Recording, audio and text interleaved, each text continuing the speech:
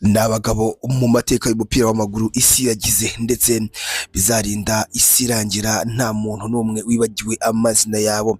Aba bagabo ni bamwe mu bafatwa nk'inkingi ya mwamba mu mupira w'isi muri rusange, dore yuko ari ibihugu byabo bavukamo ndetse n'amakipe yose bakiniye yose icyo akora ni ukubasingiza.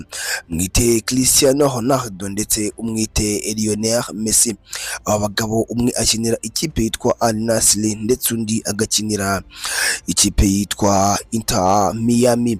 Aba bagabo bombi bare bakoze ibitangaza mu ekipe yose cyangwa se amakipe bose bakinamo, dore yuko ikipe ya Al Nassr yatsindaga ikipe yitwa Al Khalej ibitego 4-0, ndetse Cristiano Ronaldo akaza gutsinda igitego ku munota wa 90. Ndetse ahangaha Lionel Messi nawe yaje gutsinda igitego ku munota wa 19, ubwo ikipe ye yitwa Inter Miami yatsindaga ikipe yitwa Cincinnati.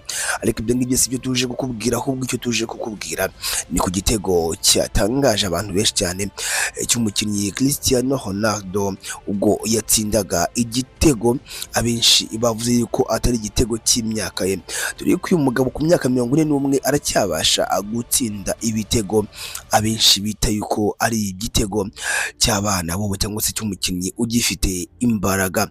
Iki gitego cyatangaje abantu benshi cyane, bati uburyo yikata hejuru cyangwa se uburyo yikaraga ntago ari igitego gishobora kuba cyatsindwa n'umukinnyi ufite imyaka nk'iye. Abenshi bakavuga bati dutewe cyangwa se dufite amatsiko yo kuzabona Cristiano Ronaldo igihe azarangiriza kariyeri. Abandi nabo bati kurangiza kariyeri ntago ari ibya vuba ahangaha, atuka ashobora no kuzageza imyaka irenga 50 uyu mugabo akibasha guconga ruhago. Ibi ngibi biri kwibazwaho na benshi, mu gihe Cristiano Ronaldo ubwe yavuze ko nta gahunda nimwe afite yo kuba yahagarika gukina umupira w'amaguru. Ikipe ya Inter Miami ubwo yatsindaga Cincinnati igitego, uyu mukinnyi nawe Lionel Messi nawe yatsinze, nawe ni igitego cyerekana yuko nawe ari umukinnyi w'umuhanga. Abagabo bombi bamaje kuba bakubaka ibigwi bikomeye cyane, kuko magingo yangaya Lionel Messi igitego yari yatsinze cyujuje igitego cy'igihumbi 300 mu mupira. Ibi ngibi akaba abyihariye wenyine mu mateka y'isi. Iyi ngiyi ni YouTube channel yacu kandi yitwa Tahatibu World, ni mu gace twita Tahatibu Update, aho tugeza amakuru abagiye cicikana muri showbiz by'umwihariko no muri sport.